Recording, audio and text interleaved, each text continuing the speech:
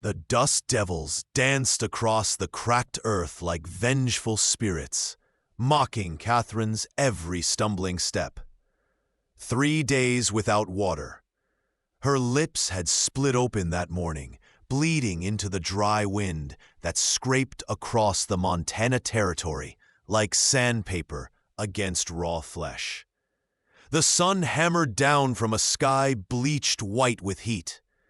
And somewhere behind her, maybe 5 miles, maybe 10, her father's wagon train had finally left her behind. Barren waste of space. Her father had snarled before riding ahead.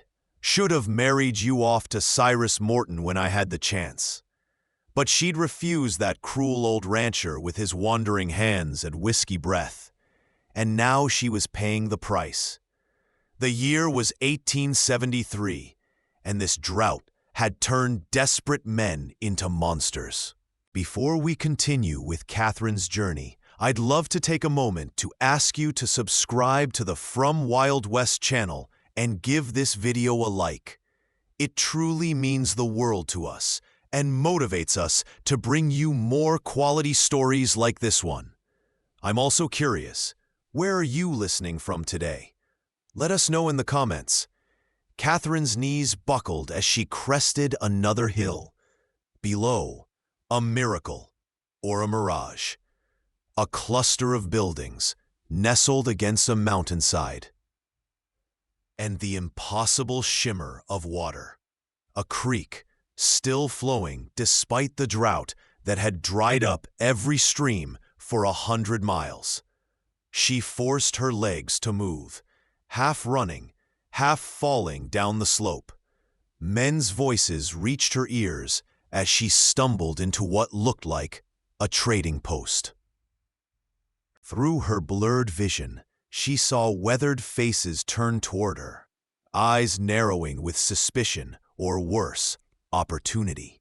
"Well, well," drawled a man with a scarred face and tobacco-stained teeth. "What do we have here?" Catherine's hand went to her throat, to the gold locket her mother had given her before dying of fever 2 winters past, the only thing of value she owned. "Please," she croaked, her voice barely human. "Water. I can pay." "Gold?" The scarred man stepped closer, his breath reeking. "We got something better than gold around here, sweetheart. Fresh water from the mountain, and you." His eyes crawled over her body. "You could work off the debt real nice." The other men laughed, a sound that made Catherine's skin crawl despite her desperation. "That's enough, Taggart." The voice cut through the air like a blade, deep, quiet, and carrying absolute authority. The laughter died instantly. Catherine turned her head, the movement making her dizzy, and saw him for the first time. He stood in the doorway of the largest building, tall enough that he had to duck slightly beneath the frame. Everything about him suggested raw, contained power. From the breadth of his shoulders, straining against his work shirt, to the way he held himself. Perfectly still, yet ready to move.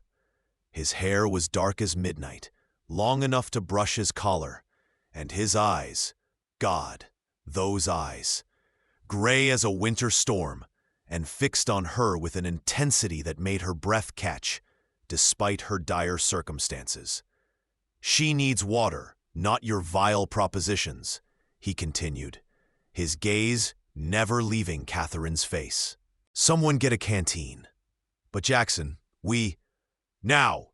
The scarred man, Taggart, scurried to obey, returning with a leather-wrapped canteen. The man called Jackson took it and walked toward Catherine with measured steps, as if approaching a wounded animal. "Easy," he said softly, kneeling so their eyes were level.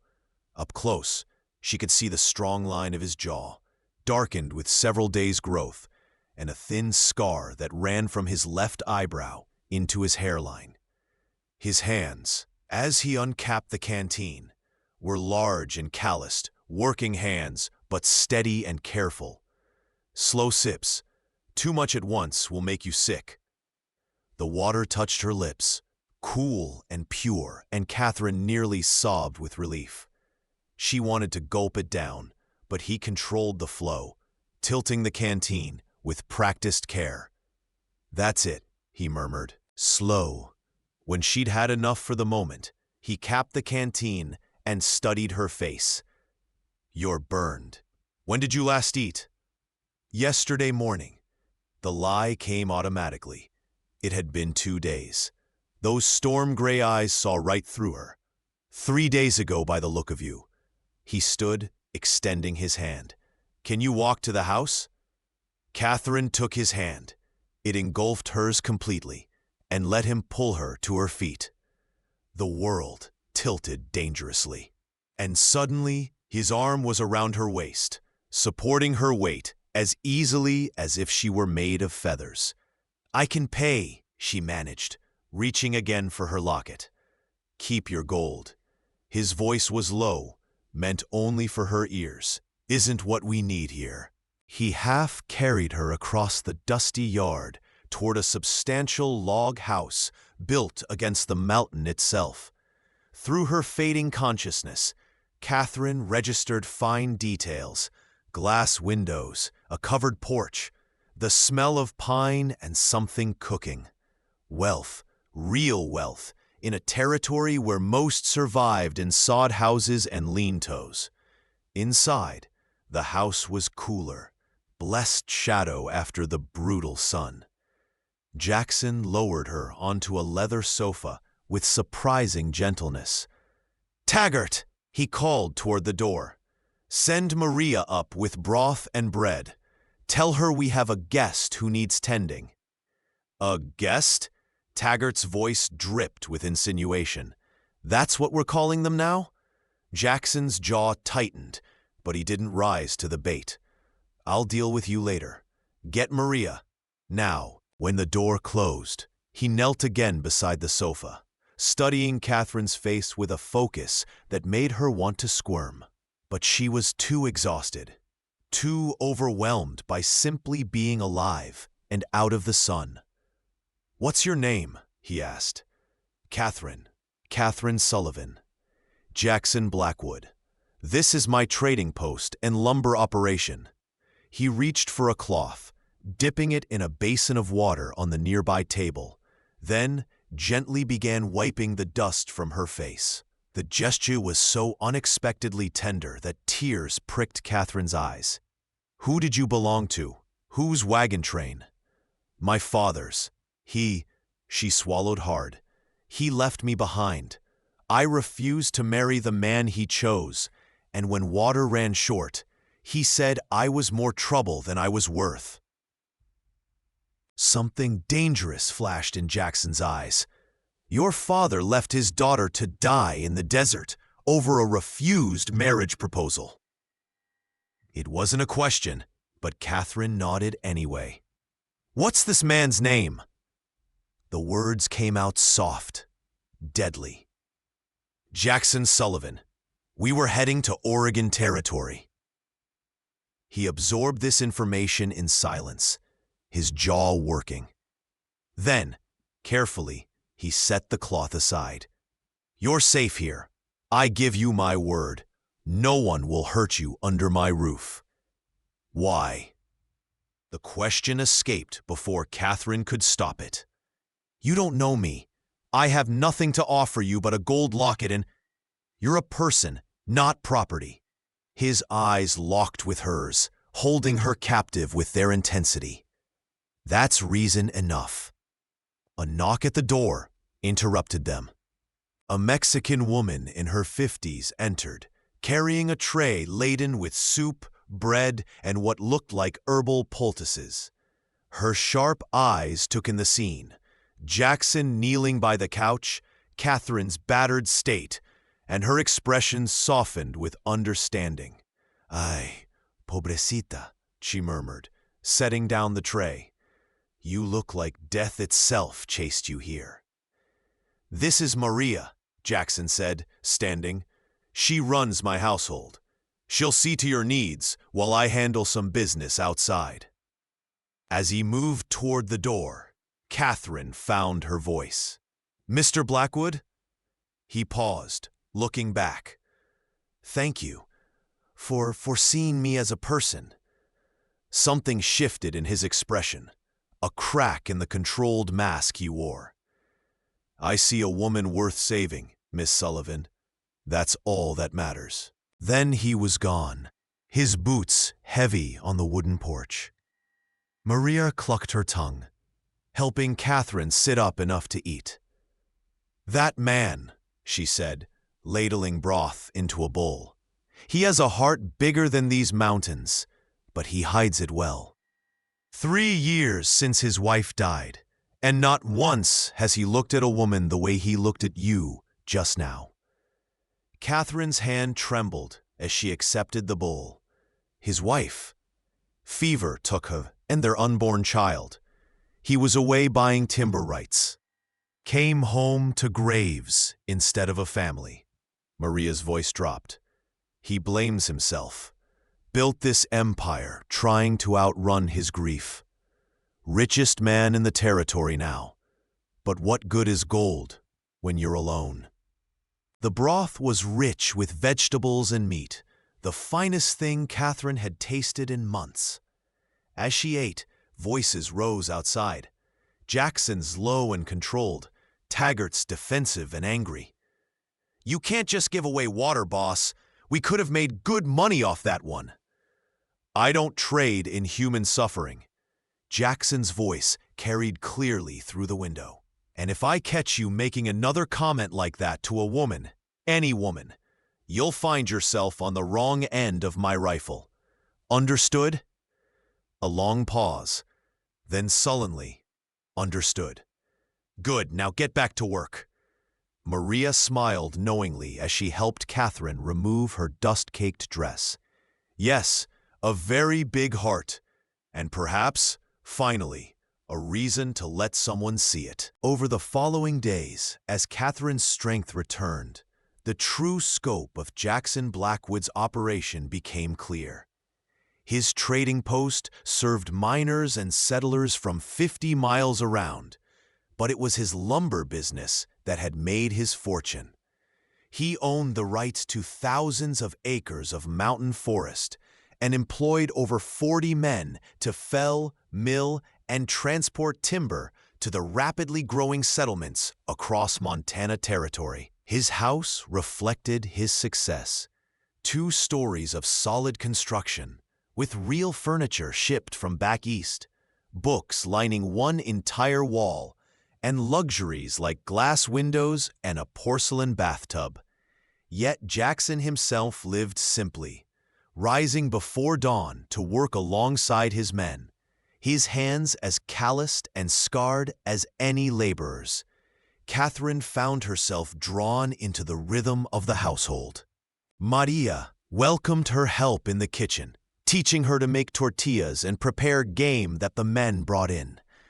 It was honest work, purposeful work, and for the first time in her life, Catherine felt useful rather than merely decorative. But it was Jackson who occupied her thoughts most. He was careful around her, almost painfully polite, but she caught him watching sometimes, his eyes tracking her movements as she crossed the yard, his expression unreadable. He kept his distance, never entering a room alone with her, always ensuring Maria or one of the other women from the settlement was present. 1 week after her arrival, as Catherine helped Maria hang laundry in the mountain breeze, she finally asked the question that had been burning in her mind. "Why does he avoid me?" Maria pinned a sheet to the line, her weathered hands moving with practiced efficiency. "He avoids all women, Mija. After Sarah died, he made a promise to himself. No more attachments, no more love. He couldn't bear to lose someone again." She glanced at Catherine, eyes knowing. "But you're making him break that promise just by being here. I don't understand." "You will," Maria smiled. "Give it time." That evening, as Catherine helped prepare dinner, Raised voices erupted from the trading post. Through the window she saw a group of rough-looking men on horseback, and her blood turned to ice. Cyrus Morton, her father's chosen bridegroom, and 3 of his hired guns. "I know she's here, Blackwood," Morton's voice carried across the yard. "Jackson Sullivan passed through Fort Benton last week. Said his daughter ran off, and he'd pay good money to whoever brought her back. Well, she's mine by contract, and I've come to collect." Jackson emerged from the barn, moving with that deceptive calm that Catherine was learning meant danger. "There's no woman here by that name. Don't lie to me, mountain man. I saw her through your window. Catherine!" Morton started to dismount, but Jackson's hand went to the pistol at his hip. Not drawing, just resting there. A promise and a threat. "I said," Jackson repeated, his voice dropping to that deadly quiet, "there's no woman here by that name. And even if there was, no contract gives you ownership of a human being. Not in my territory." "Your territory?" Morton laughed, but there was an edge to it. "You think because you're rich, you make the rules? I paid good money for that girl. Her father took my gold, and I aimed to get what I bought." Catherine's heart hammered in her chest. She should run, hide, but her feet carried her toward the door instead. She wouldn't let Jackson fight her battles alone. Maria grabbed her arm. "No, mija, let him handle this. He could get hurt because of me. He's been waiting 3 years for a reason to feel alive again." Maria's grip was surprisingly strong. "Let him protect you. Let him be a man again, not just a ghost with a fortune."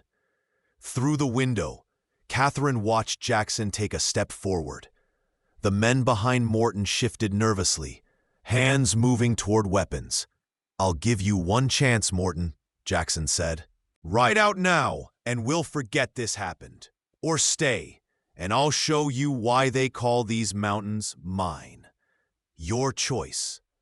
Morton's face twisted with rage. "Boys!" He never finished the sentence. Jackson moved faster than Catherine thought possible, his pistol clearing leather in a blur of motion. The shot cracked through the evening air, and Morton's hat flew off his head, the bullet grazing his scalp close enough to draw blood. "Next one goes through your skull," Jackson promised. "The lady stays. She's under my protection now." But Morton wasn't alone. His men drew their weapons, and suddenly the air was filled with gunfire. Jackson dove behind a water trough, returning fire with deadly accuracy. One of Morton's men went down clutching his shoulder. Another's horse reared, throwing him into the dust. Catherine watched in horror as Jackson traded shots with men who wanted her dead or worse. This was her fault, her burden to bear. Before Maria could stop her, she burst through the door, running into the yard. "Stop! Just stop! I'll go with you, Morton. Just don't hurt anyone else." "Catherine, no!" Jackson's roar echoed off the mountains. But she was already halfway to Morton, her hands raised in surrender. The old rancher's face split into a triumphant grin. "That's more like it.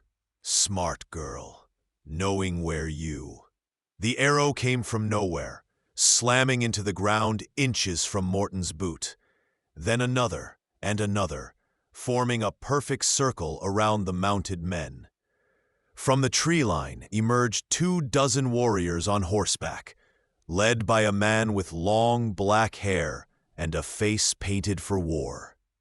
But as he drew closer, Catherine saw the Western-style pants beneath his buckskin shirt, the rifle in addition to his bow.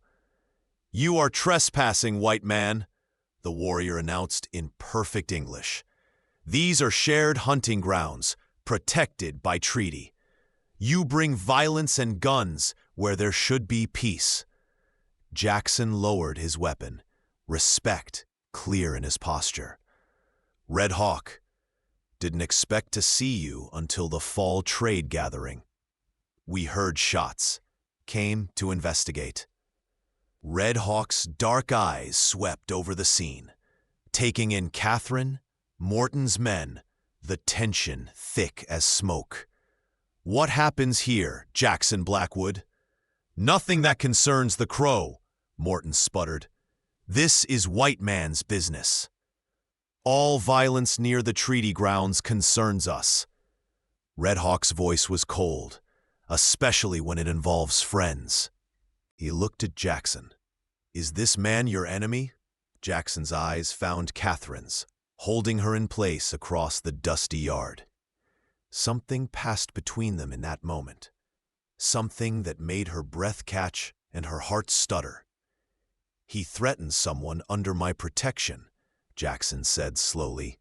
Someone I've given my word to keep safe. Red Hawk nodded, understanding far more than the simple words conveyed. He turned to Morton. Then you have two choices, old man. Leave now and never return to these mountains, or stay and deal with both the mountain man's guns and our arrows. What do you choose? Morton's face had gone pale. Fighting Jackson Blackwood was one thing. Fighting Jackson and 24 Crow warriors was suicide. This isn't over, he hissed at Catherine. Your father took my gold. Someone's gonna pay that debt. The debt is paid, Jackson called out. I'll send payment to Jackson Sullivan for whatever you gave him. With interest. Consider it the cost of doing business in my territory. Morton's jaw worked, rage and greed warring in his expression. Finally, greed won. Double what I paid him, and we never speak of this again. Done. Jackson's voice was flat, final. Now get off my land. The men wheeled their horses and galloped away, dust clouds marking their retreat. Red Hawk watched them go, then turned to Jackson with a slight smile. You choose your battles more carefully these days, my friend. 3 years ago, you would have killed them all. 3 years ago, I had nothing worth staying alive for. Jackson's eyes were still on Catherine. Red Hawk followed his gaze and nodded slowly. I see. We will leave you to your business. But Jackson, the fall trade gathering. Bring her. I think my sister would like to meet the woman who made the mountain man remember he has a heart.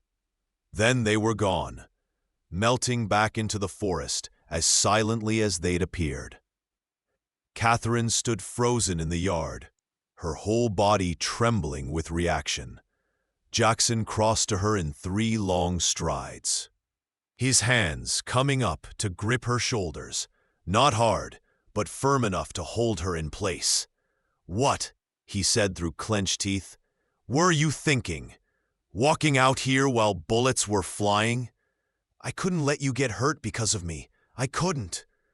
I'll die before I hurt you. The words came out fierce, almost angry. Do you understand that? I've spent 3 years not caring if I lived or died, just going through the motions. And then you stumble into my trading post half dead from thirst, and suddenly, he stopped, jaw working. Suddenly, I have something worth fighting for again, worth living for. And you try to throw yourself to the wolves? You bought me. The words came out small, confused. You paid Morton double what he gave my father. You bought me just like he did. Jackson's hands dropped from her shoulders. He stepped back, looking stricken. No, God, no, Catherine. I bought your freedom, not you. There's a difference. His voice gentled. You're not property. You're not owned. You're free to leave whenever you want. Go wherever you want. I just wanted to make sure Morton couldn't come after you anymore. And if I don't want to leave? The question hung between them, heavy with meaning. Jackson's storm-gray eyes searched her face, hope and fear warring in their depths. "Then you stay," he said roughly. "You stay and work for wages, like any of my other employees. You stay because you choose to, not because anyone owns you." Catherine took a step closer, emboldened by something she saw in his expression. "And if I want more than wages?" His breath caught. "Catherine, you said you saw a woman worth saving. I see a man worth knowing, worth trusting, worth—" she faltered, her courage failing. "Worth loving?" Jackson's voice was barely a whisper. "Because God help me, I'm already halfway there, and it terrifies me. I swore I'd never care about anyone again. The pain of losing Sarah and our baby nearly destroyed me. I can't survive that kind of loss again." "Then we'll just have to make sure neither of us leaves," Catherine said softly. She reached up, touching the scar on his eyebrow with gentle fingers. "Together, together," he echoed, and the word sounded like a vow. He lowered his head slowly, giving her time to pull away. But Catherine rose on her toes to meet him halfway. His lips were gentle on hers, questioning, and she answered with a soft sound of acceptance. His arms came around her, strong and sure, and for the first time since her mother's death, Catherine felt truly safe. When they finally pulled apart, Maria was watching from the porch, wiping her eyes with her apron and smiling. "About time," she called. "Dinner's getting cold." The weeks that followed fell into a new rhythm. Catherine worked alongside Maria in the household, but Jackson also began teaching her other skills. How to ride properly, how to handle a rifle, how to read the signs of weather in the mountains. He was a patient teacher, never condescending, always respectful of her intelligence and capability. "Out here," he explained one afternoon, as he adjusted her stance at the shooting range he'd set up behind the barn. "Everyone needs to know how to defend themselves. Man or woman, it doesn't matter. The frontier doesn't care about your gender." His hands on her shoulders made her pulse quicken, but she focused on the target, a piece of wood propped against a hay bale 50 feet away. "Breathe out slowly," he murmured, his breath warm against her ear. "Squeeze the trigger, don't pull. Gentle, like you're coaxing a promise from someone you love." She fired. The wood splintered, dead center. "Perfect," Jackson said, and the pride in his voice made her glow. But it wasn't all work and lessons. Jackson courted her properly, in the old-fashioned way her mother had told her about. He brought her wildflowers from the high meadows, their colors bright against the sere-brown landscape. He carved her a wooden comb with intricate mountain scenes. He sat with her on the porch in the evenings, teaching her to read the stars and telling her stories of the mountains in winter, when snow came up to the windows and the world turned white and silent. "It's beautiful," he said one night, his hand covering hers on the porch rail, "but deadly. Respect the winter here, Catherine. It can kill as surely as any bullet. Will you teach me how to survive it?" He turned to her, his expression serious. "That depends. On what? On whether you'll still be here when winter comes." Catherine's heart stuttered. "Where else would I be?" "Anywhere. Everywhere. You're free now, remember? Morton's gone. Your father has his money. You could go to Oregon like you planned, or San Francisco, or back east. The whole world is open to you." She studied his face in the lamplight streaming through the window. The strong jaw, the eyes that had seen too much loss, the mouth that could be so stern but grew soft when he looked at her. "The whole world," she repeated slowly. "And yet the only place I want to be is here, With you. Jackson's hand tightened on hers.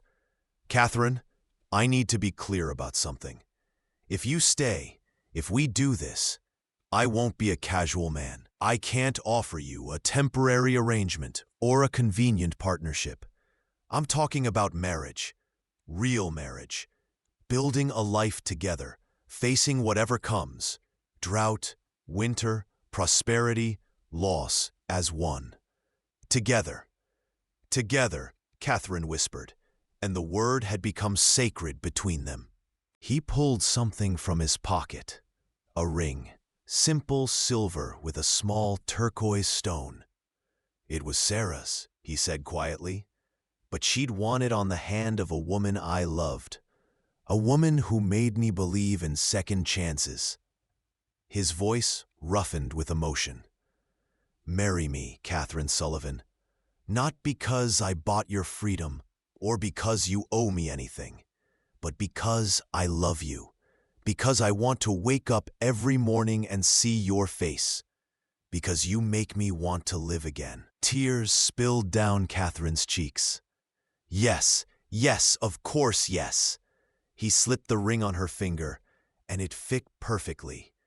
Then he kissed her, deeper than before, and she felt the careful control he'd maintained since their first kiss begin to crack. I need to do this properly, he murmured against her lips. Announce it. Have a ceremony. Give you the wedding you deserve. I don't need proper. I just need you. His eyes darkened. Catherine. But, she added, touching his face, I understand. We'll do it right. For Maria, for your reputation, for the community. But Jackson, don't make me wait too long. A month, he promised. Long enough to build you a proper wedding dress and send word to the settlements. That's all I can bear to wait. True to his word, Jackson began preparations the next morning. He sent riders to Fort Benton, to the mining camps, to the Crow Village, where Red Hawk's people would already be gathering for the fall trade. He commissioned Maria to sew a dress of cream-colored silk he'd had stored away, bought years ago for Sarah, never worn, and now repurposed with love rather than pain. But the drought was worsening. The creek that made Jackson's property so valuable had dropped to a trickle. Miners and settlers arrived daily, desperate for water, and Jackson gave it freely. Too freely, his foreman Taggart complained. You'll bankrupt us. Taggart argued in the trading post one afternoon while Catherine sorted supplies. That water's worth more than gold right now. Water is life, Jackson said flatly. I won't profit off people dying of thirst.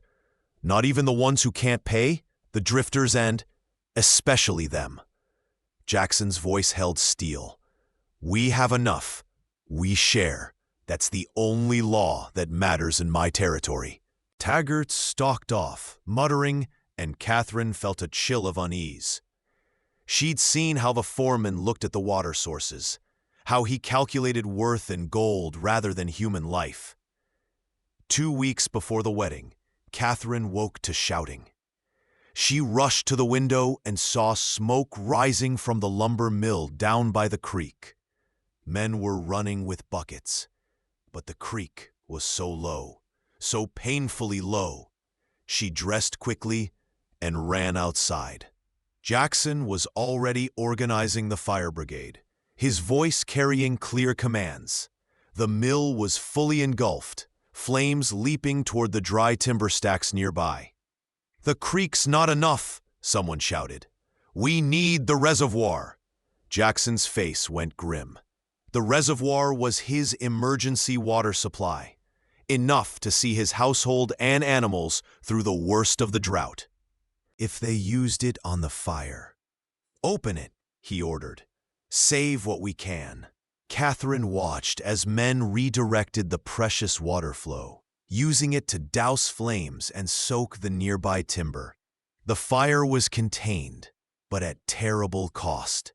The mill was destroyed, and the reservoir ran dry. In the aftermath, with ash floating through the air like gray snow, Jackson found Catherine standing by the empty reservoir, her heart aching for what he'd lost. "The mill can be rebuilt," she said softly as he approached. "But not before winter." He looked tired, older suddenly. "That was our winter income. Without the lumber sales, you still have the trading post, the land, and 40 men who depend on me for wages." He ran a hand through his soot-stained hair. "I'll figure it out. I always do." But the next blow came swiftly. 3 days later, Taggart appeared with a group of miners Catherine didn't recognize. Their faces were hard, their eyes calculating.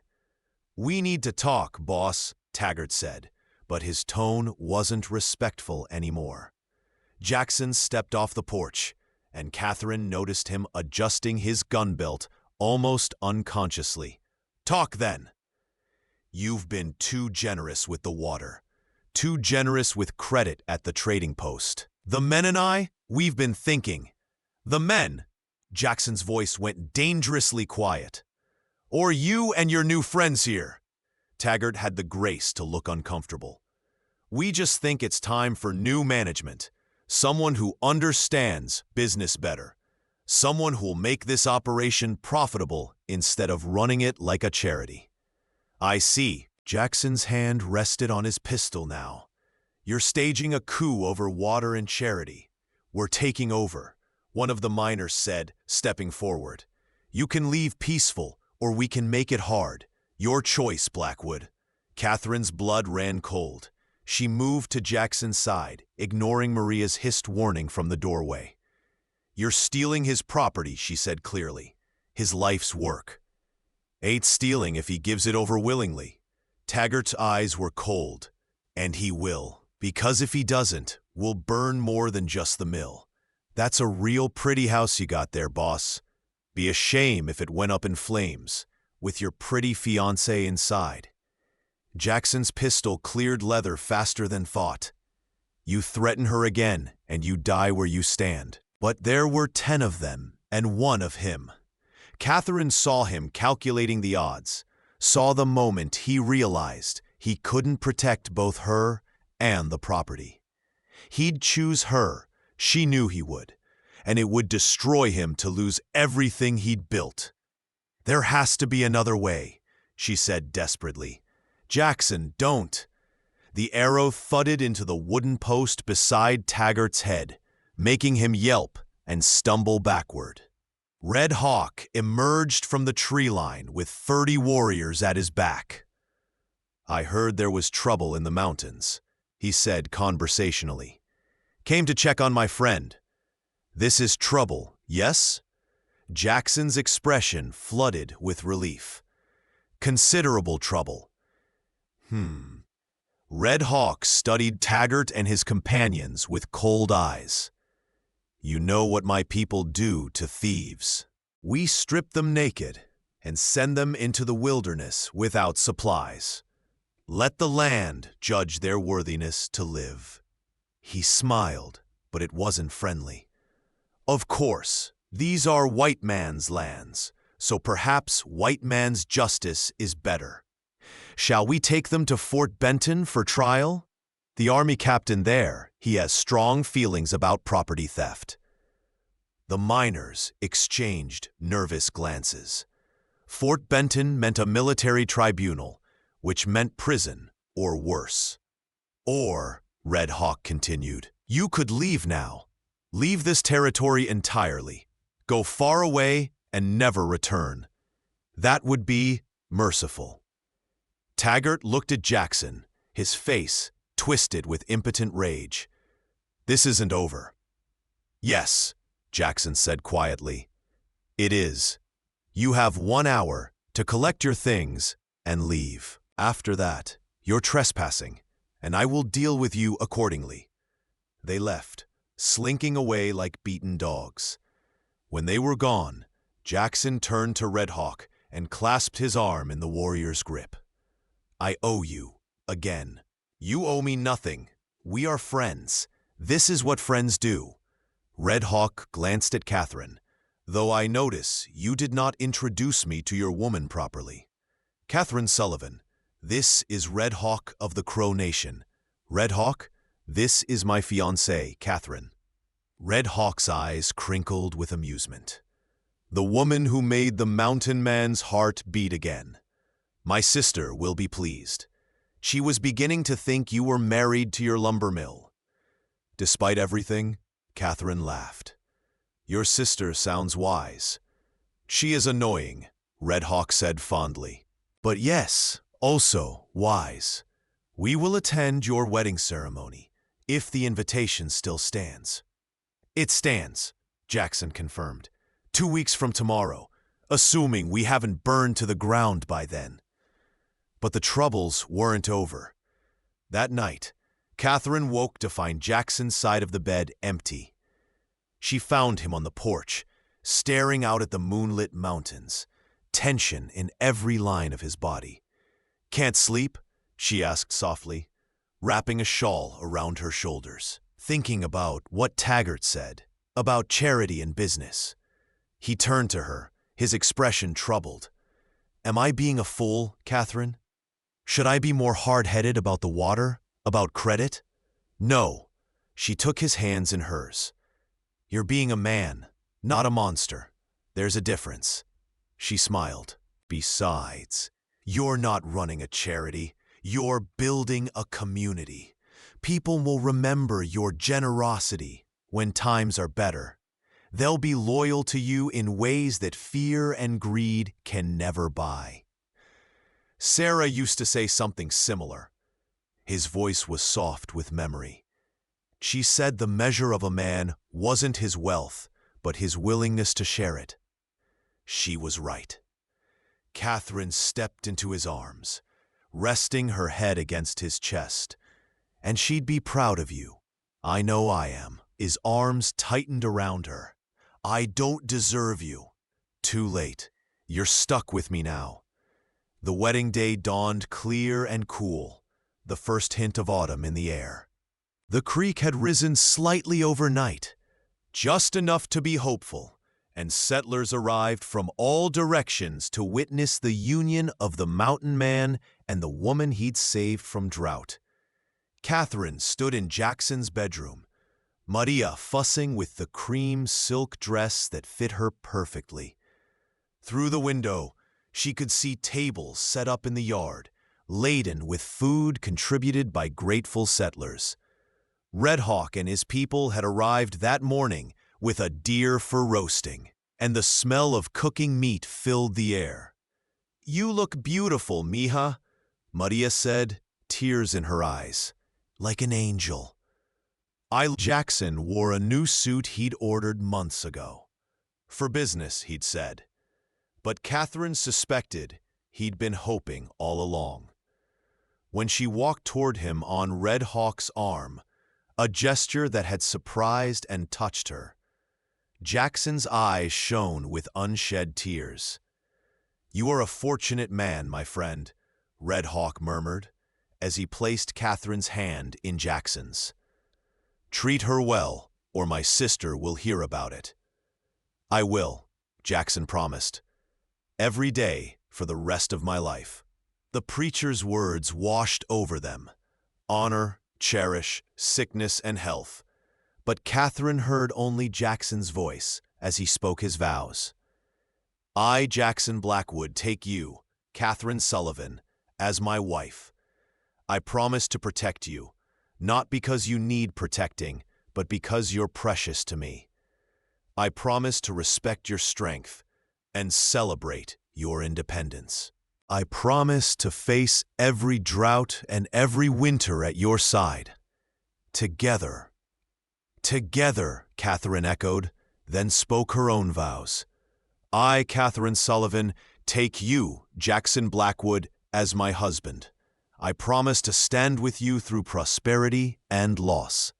I promise to help build not just a home, but a community. I promise to love the man you are, not the fortress you built around yourself. Together.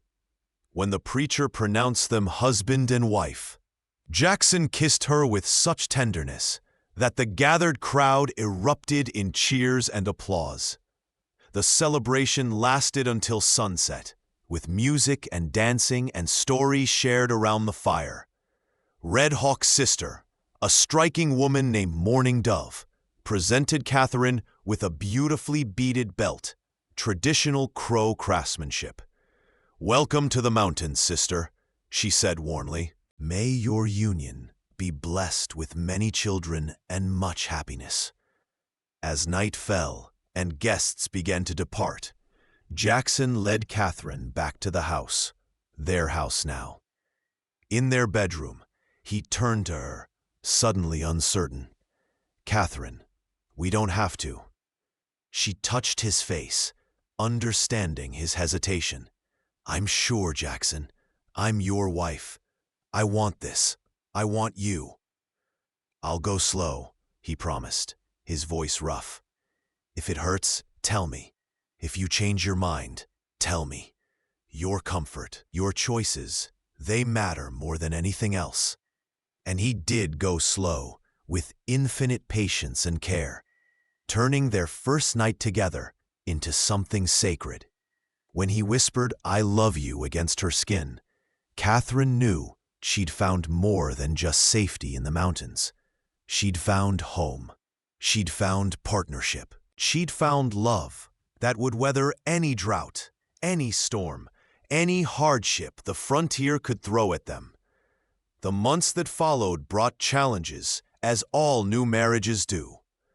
Winter came early and hard, burying the mountains in snow and testing every survival skill Jackson had taught her. The lumber mill remained closed. Finances grew tight, but they managed, together. Catherine learned to snowshoe, to ice fish, to read the warning signs of avalanche weather. She worked alongside Maria to preserve food, to mend clothes and gear, to keep the household running through the long, dark months.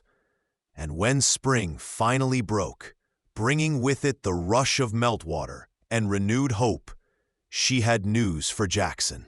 "We're going to have a child," she told him on a morning in April, as the creek roared with snowmelt and the world turned green again. Jackson's face went through a dozen emotions: joy, fear, hope, terror, before settling on something that looked like peace. "A child," he repeated, his hand moving to her still flat stomach. "Our child. Are you happy?" Catherine asked, suddenly uncertain. "Happy doesn't begin to cover it."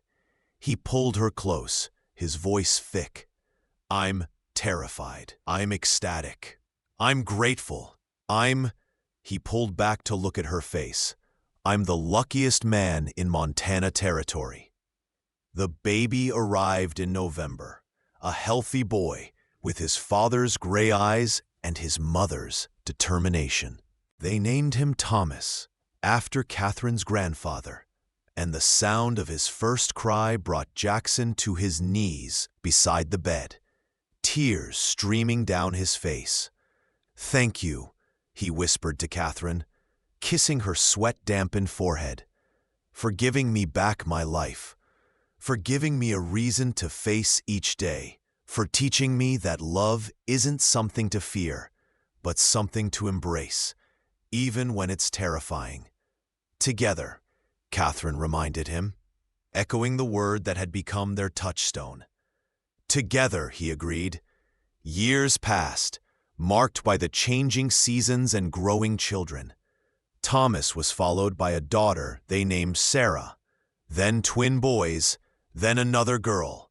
The lumber mill rebuilt, stronger than before. The drought finally broke in the third year, bringing rain that turned the mountains lush and green. Jackson's territory grew, as did his reputation as a fair man who balanced profit with compassion. Catherine became known throughout the territory as well, not as the mountain man's wife, but as a woman of strength and wisdom in her own right. She learned healing from Morning Dove, business from Maria, and strategy from Jackson. When disputes arose among the settlers, they came to her as often as to her husband, trusting her judgment. One evening, 15 years after Catherine had first stumbled into Jackson's trading post half dead from thirst, they sat on their porch, watching their children play in the yard. The creek burbled past, full and strong, and the mountains stood eternal against the sunset sky. "Do you ever regret it?" Jackson asked softly. "Staying here, instead of going to Oregon or back east?" "This life is hard, Catherine. Sometimes I wonder if you deserved better." Catherine took his hand, her fingers tracing the calluses she knew as well as her own heartbeat. "You once told me you saw a woman worth saving. What you didn't understand then was that I saw the same thing in you, a man worth saving, worth loving, worth building a life with, no matter how hard that life might be." She turned to him, her eyes reflecting the last light of day. "I was traded for water in a year of drought, Jackson. But what I got in return was so much more than survival. I got partnership, respect, love that grows stronger with each passing season. I got to be more than I ever dreamed possible." She smiled. "So no, I don't regret it." Not for a single moment. Jackson pulled her close, pressing a kiss to her temple. "I love you, Catherine Blackwood." "And I love you." She leaned into his embrace, watching their children, their future, play in the gathering dusk. "Together." "Together," he echoed. "Always." And as the stars emerged one by one over the Montana mountains, the mountain man and the woman he'd saved from drought sat together in the home they'd built, surrounded by the life they'd created. Proof that even in the harshest landscape, love could not only survive, but flourish. The telegram arrived on a Tuesday morning in late September, delivered by a rider from Fort Benton who'd pushed his horse hard to make the journey. Catherine took the yellow paper with trembling hands, her stomach tightening with instinctive dread. Nothing good ever came from telegrams that required such urgent delivery. She found Jackson in the new mill, supervising the installation of a steam-powered saw that would revolutionize their operation.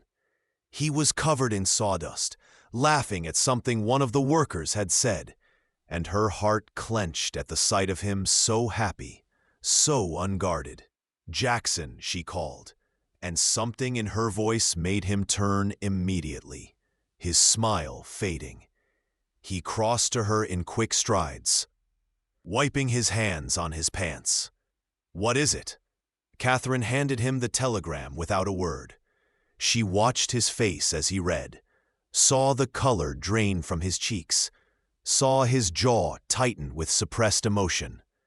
"No," he said quietly. "God, no."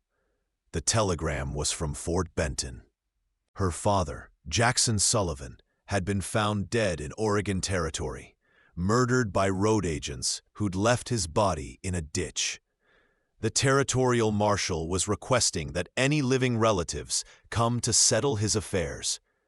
"I have to go," Catherine heard herself say. He was, despite everything, he was my father. Jackson's arms came around her, pulling her close against his chest. "Then we go together. I'll arrange for Maria and Red Hawk to watch the children. We'll take the stage to Fort Benton, then head west. Jackson, you can't leave the mill now, not with the new equipment being installed. The whole operation can wait." His voice was firm. "You need to do this, and I won't let you face it alone. Together, remember?"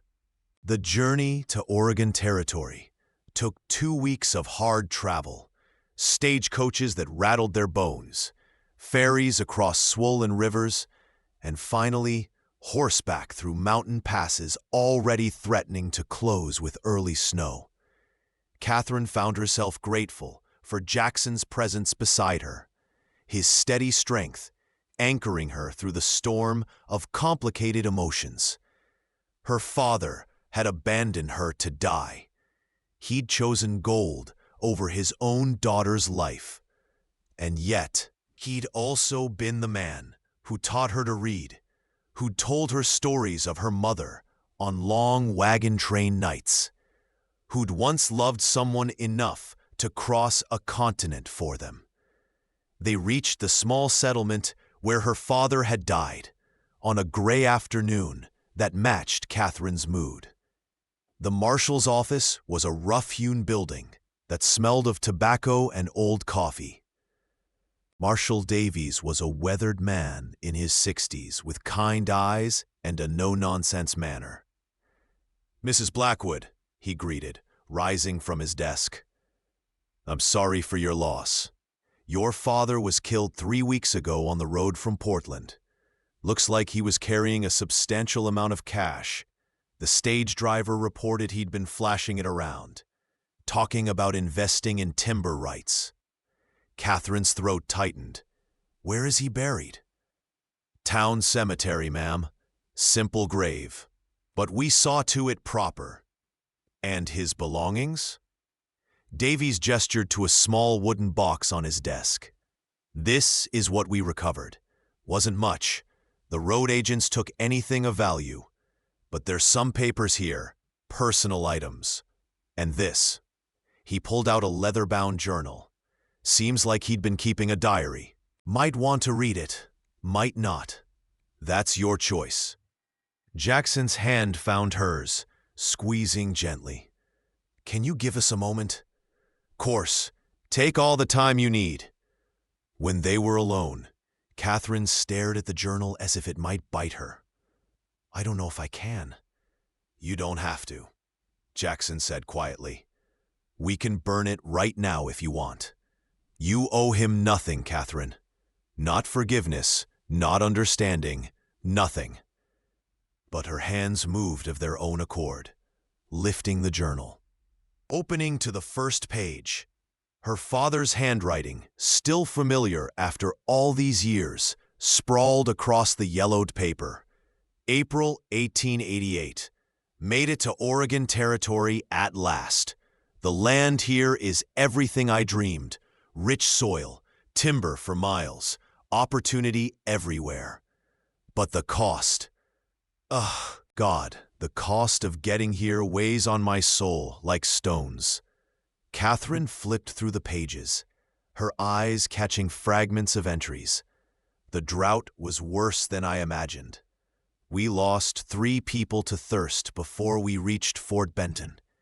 Each death felt like a nail in my coffin. Catherine looks at me with such hatred now. Can't say I blame her.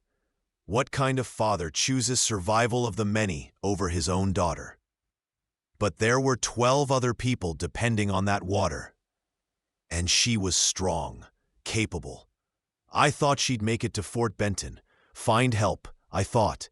Heard Catherine married some mountain man named Blackwood. Rich as Croesus, they say. Guess she landed on her feet after all. Don't know if that makes what I did better or worse. Still can't sleep most nights, trying to build something here. Something that would make her mother proud. But Martha's voice in my head won't quiet. She'd be ashamed of what I became, of the choices I made. Catherine has her mother's strength, her mother's fire. I broke my daughter's heart to save a wagon train, and I'll die knowing I was a coward for it. The last entry was dated 2 days before his death. Made a good profit on the lumber contracts, double what I paid that bastard Morton for Catherine's freedom. Been carrying this money for weeks now, trying to work up the courage to ride to Montana Territory, to apologize, to see if she'd even let me in the door, to meet her husband, to see if she's happy. Tomorrow. I'll head east tomorrow. I'll find her and tell her. Tell her what?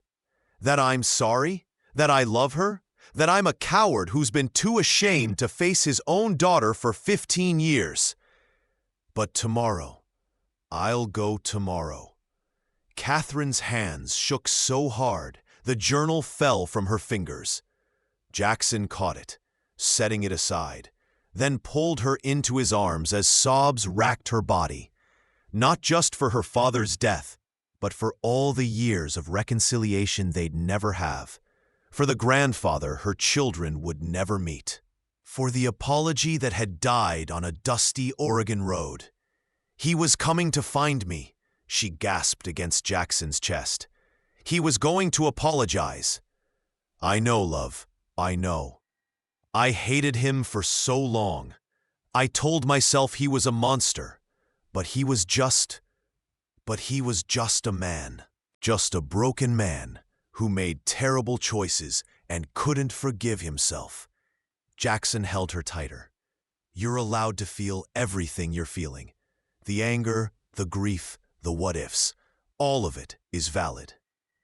They buried her father the next day in a simple ceremony, attended by the marshal, a preacher, and a handful of townspeople who'd known him slightly. Catherine stood at the graveside, Jackson's arm around her waist, and struggled to find words.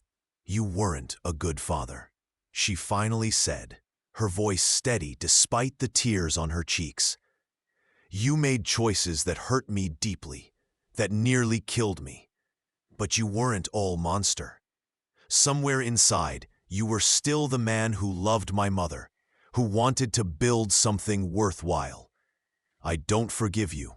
Not yet. Maybe not ever. But I understand you better now. And I hope wherever you are, you've found the peace you couldn't find here. As they turned to leave, the preacher touched Catherine's arm. He left something for you, Mrs. Blackwood. Ask me to hold it in case something happened to him before he could deliver it himself. He handed her a sealed envelope with her name written in her father's distinctive hand. Catherine's fingers trembled as she broke the seal. Catherine, if you're reading this, and I've died before I could say these words to your face, and I'm a coward twice over, you deserved better than me as a father. You deserved better than being abandoned in the desert. You deserved better than a man who chose fear over love. The money I'm carrying, all of it, is yours. Use it to build something good, something that would make your mother proud. Use it to give your children the childhood I failed to give you. Use it to forgive yourself for whatever you think you need forgiving for. Because, baby girl, you were never the one in the wrong. I heard you married a good man, a rich man who treats his people fair and his wife like a queen. I'm glad. You deserve that and more. Raise your babies to be better than their grandfather. Teach them that courage means facing your mistakes, not running from them. I love you, Catherine. I always did. I just didn't love you enough to be brave when it mattered most. That's my failure, not yours. Don't carry my sins with you. You're better than that. Better than me. Your father, Jackson Sullivan. The money, her father's entire fortune, was waiting for them at the bank. $50,000 in cash and investment certificates. More money than Catherine had ever imagined. Jackson stood beside her as the banker counted it out, his hand on her lower back, a steady presence. What do you want to do with it? He asked later in their hotel room. Catherine stared at the certificates spread across the bed. Blood money, redemption money, the price of a father's guilt and a daughter's stolen years. I want to build something good with it, she said slowly. Something that would honor my mother's memory, not my father's mistakes. She looked at Jackson. What if we established a fund for women like I was, desperate, abandoned, fleeing bad situations, a place they could go for help, for resources, for a fresh start? Jackson's eyes softened with pride and love. That's Catherine, that's brilliant. A refuge house, maybe in Fort Benton. Somewhere women can stay while they figure out their next steps. We could hire staff, provide food and clothing, help them find work or passage to wherever they need to go. Not charity, Catherine said firmly. Opportunity, choice, the things I didn't have until I met you. Together, Jackson murmured, pulling her close. We'll build it together. They returned to Montana Territory 3 weeks later, their saddlebags heavy with plans and purpose. The children rushed to meet them. Thomas, now 17 and already as tall as his father. Young Sarah with her mother's fierce spirit. The twins wild as mountain cats. And little Martha, named for Catherine's mother, clinging to her skirts. "Did you see Grandpa?" Martha asked, her innocent voice cutting through the chaos of homecoming. Catherine knelt down, gathering her youngest daughter into her arms. "Grandpa died before we could see him, sweetling. But he left us a gift, a way to help other people who need it. Like Papa helped you? Exactly like that." Over the following months, Catherine and Jackson worked tirelessly to establish what they called the Martha Sullivan Home for Women in Need. They purchased a substantial building in Fort Benton, hired a staff of compassionate women to run it, and quietly spread word through the territory that help was available for those who needed it. The first woman who arrived was barely older than Thomas, fleeing a brutal husband with a black eye and broken ribs. Catherine sat with her in the quiet office, listening to her story, and felt her father's money, her father's guilt, transform into something redemptive. "You're safe here," she told the young woman.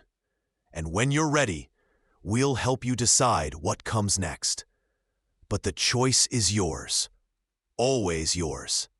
Standing in the doorway, watching his wife extend to another desperate woman the same grace he'd once offered her, Jackson felt his throat tighten with emotion. Catherine had taken her trauma, her father's failures, and her own hard-won strength, and forged them into something that would outlast them all.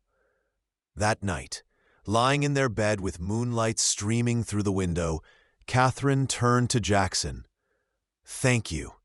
"For what?" "For teaching me that being saved doesn't make you weak. For showing me that accepting help together," he agreed. "Always." The winter of 1889 came early and vicious, burying the Montana Territory under 6 feet of snow by November. The new mill had to shut down operations, and the mountain passes closed, isolating Jackson's settlement from the outside world for months. But this winter was different from all the others Catherine had endured. The Martha Sullivan home in Fort Benton was full of women finding their strength. The lumber business was thriving, despite the seasonal closure, and their family was healthy and whole. On Christmas Eve, with all 5 children gathered around the hearth, and Maria serving her finest tamales, Red Hawk and Mourning Dove arrived with their own brood, 3 strong sons and a daughter who looked exactly like her mother had at that age. "We brought gifts," Red Hawk announced, shaking snow from his bearskin coat, "and a story you need to hear, my friend." After dinner, with the children playing in the other room and the adults settled around the fire, Red Hawk told them about a group of prospectors who'd come into Crow territory that autumn, asking questions about Jackson Blackwood. "They said they were looking for investment opportunities," Red Hawk said, his tone suggesting he'd believed nothing of the sort. "But their questions were too specific, too focused on your wealth, your security, your family." His dark eyes met Jackson's. "I think someone is planning to rob you." Jackson's jaw tightened. "Did you get names?" "One called himself Peters, another went by Dutch. But names mean nothing. These were hard men, killers by the look of them." Catherine felt her blood run cold. They'd worked so hard to build this life, to create safety and security. The thought of violence coming to their door, threatening their children. "We'll increase security," Jackson said, already thinking tactically. "Hire more men, set watches. If they come, when they come," Red Hawk corrected. "Men like that don't ask questions unless they plan to act. Then when they come, we'll be ready." But winter had other plans. The snow kept falling, piling higher and higher, until even the daily tasks of survival consumed all their energy. Keeping the livestock alive, keeping the fires burning, keeping pathways clear, it left little time for worrying about threats that might or might not materialize. In January, the temperature dropped so low that water froze in buckets inside the house. Catherine woke one night to find frost on the inside of the windows and Jackson adding more logs to the fire, his breath visible in the cold air. "Come back to bed," she murmured. "You'll freeze." "Someone has to keep watch. The livestock barn. If the fire goes out there, we'll lose half the herd." Catherine rose, wrapping herself in a heavy robe. "Then I'll take a shift. You've been up for 20 hours, Jackson. You're no good to anyone if you collapse." He started to argue, then saw the determination in her face and smiled despite himself. "Stubborn woman. You married me knowing what you were getting. Best decision I ever made," he said, pulling her close for a kiss that warmed her more than any fire could. "2 hours, then wake me. Deal?" "Deal." But 3 hours later, Catherine was still awake, standing at the window and watching the snow fall in the moonlight. Something felt wrong. A prickling at the back of her neck, an instinct honed by years on the frontier. Then she saw them. Shadows moving between the buildings, too purposeful to be animals, too stealthy to be her own people. 5, 6, no, 8 men, all armed, all converging on the house. "Jackson!" Her voice cut through the silence like a gunshot. "We have company!" Jackson was on his feet instantly, grabbing his rifle. Through the window, they watched the men take positions around the house, covering all the exits. "Peters!" Jackson growled, recognizing the leader from Red Hawk's description. "They waited until we were snowed in, cut off from help. What do they want? Money, supplies, maybe revenge for Taggart, if they knew him." Jackson moved to the gun cabinet, pulling out weapons. "Wake the children. Get them into the root cellar. Maria knows where it is." "I'm not leaving you to—" "Catherine." He turned to her, his eyes fierce. "I need you to protect our children. That's not running. That's being smart. Please." She wanted to argue, wanted to stand and fight beside him, but he was right. Their children came first. Always. She raced upstairs, rousing Thomas first. At 17, he was nearly a man, and his eyes went hard when she explained the situation. "I should stay and fight," he said. "You should protect your sisters and brothers," Catherine corrected. "Your father and I can handle this, but we need to know you're all safe." "Can you do that?" He swallowed hard, then nodded. "Yes, Mama." They gathered the other children quickly, Maria herding them toward the hidden cellar entrance in the kitchen. The twins were crying, little Martha clinging to Catherine's skirts. "Mama, I'm scared," Martha whimpered. Catherine knelt down, forcing calm into her voice. "I know, sweetling, but remember what Papa always says? We're strongest when we're together. And right now, together means keeping each other safe. Can you be brave for me?" Martha nodded, wiping her tears. "Good girl. Now go with Thomas and Maria. Don't make a sound, no matter what you hear. Promise?" "Promise." Catherine watched her children disappear into the cellar, Thomas pulling the concealed door shut behind them. Then she returned to the main room, where Jackson was barricading windows. "They're safe," she reported, picking up the rifle he'd left for her. "Now what?" "Now we wait for them to make the first move. They have numbers, but we have defensible position and—" The window exploded inward in a shower of glass. A burning torch landed on the wooden floor, flames spreading instantly across the dry wood. "Fire!" Catherine grabbed a blanket, beating at the flames. But more torches came through other windows. Within seconds, the room was filled with smoke and the crackle of spreading fire. "They're trying to smoke us out!" Jackson shouted over the roar. The front door burst open. Peter stood there, a revolver in each hand, grinning like the devil himself. "Come out peaceful, Blackwood, and maybe we'll let your wife live." Jackson's shot took the man in the shoulder, spinning him around. Return fire peppered the doorframe, forcing Jackson and Catherine to dive behind the overturned sofa. "Back door!" Jackson gasped. "We'll circle around, catch them by surprise." They ran through the smoke-filled house, flames litting at the walls, heat growing unbearable. Catherine's eyes streamed with tears, her lungs burning, but she kept moving. They burst out the back door into the frigid night, and Catherine's training kicked in automatically. She dropped to one knee, sighted, fired. One of the attackers went down, clutching his leg. Jackson moved like a ghost through the snow, using the outbuildings for cover, picking off targets with deadly precision. These weren't good men they were fighting. They were predators who'd come to kill and steal, who would have slaughtered her children if they'd found them. Catherine felt no mercy as she fired again, protecting her home, her family, everything she and Jackson had built. The battle lasted 15 brutal minutes. When it was over, 3 attackers lay dead in the snow. 2 were wounded and fleeing into the night. And Peters, the leader, was pinned under Jackson's knee with a gun to his head. "Why?" Jackson demanded. "Why come after us?" Peter spat blood into the snow.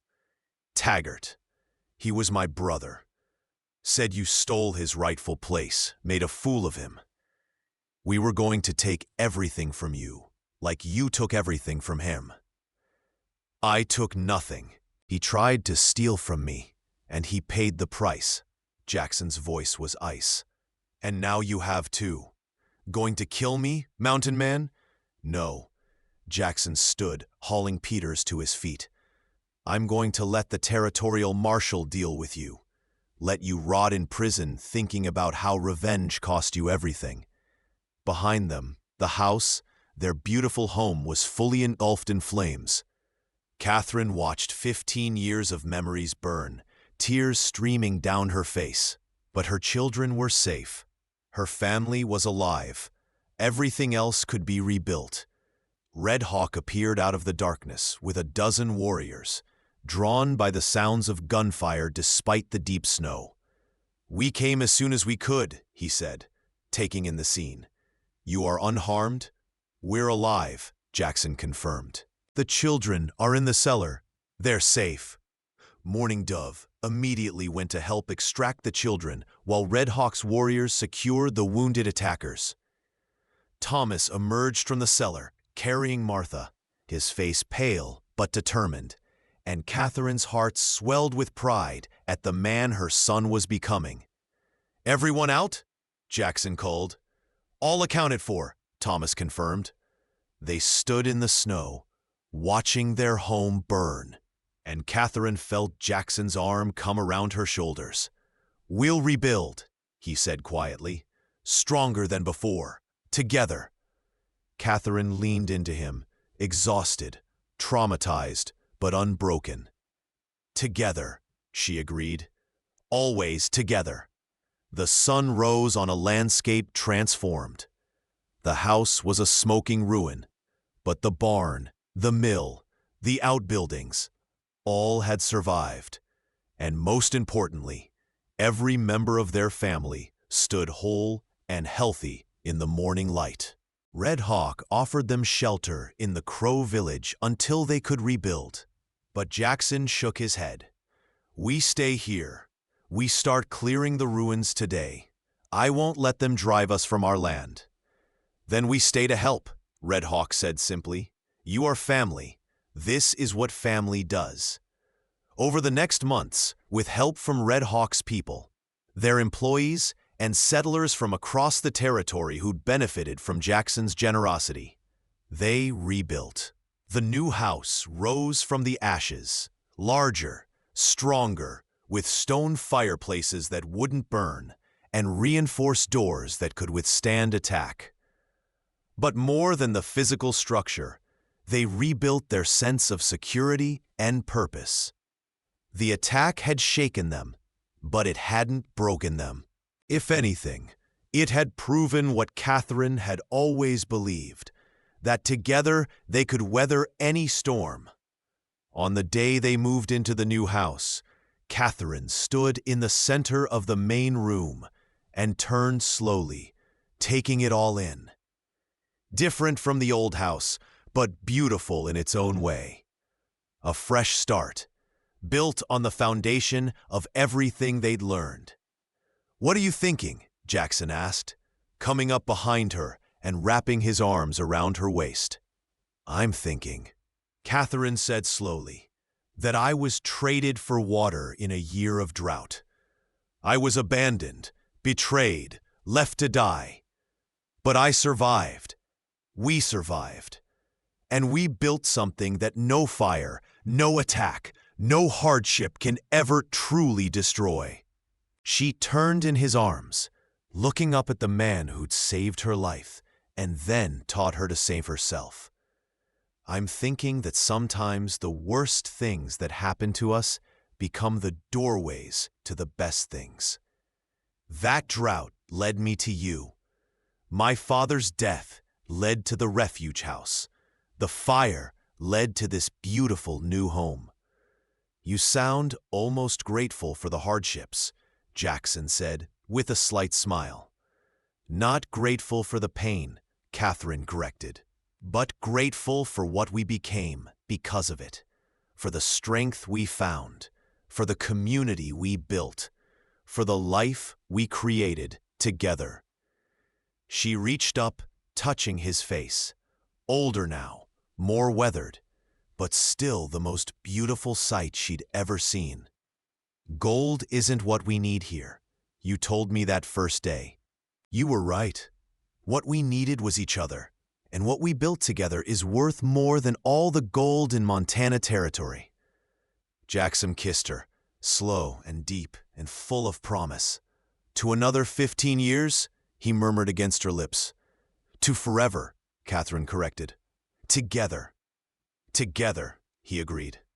"Always, and in their new home, surrounded by family and friends, with the mountains standing eternal around them, and the creek running strong with snowmelt. The mountain man and the woman he'd saved from drought began the next chapter of their story, one built not on what they'd lost, but on everything they'd found in each other. Thank you so much for listening to this story. I'd love to know where you're enjoying this tale from. Are you listening at home, during your commute, or perhaps while working? Please subscribe to the From Wild West channel and share your thoughts in the comments below. What did you think of Catherine and Jackson's journey? Your feedback means the world to us.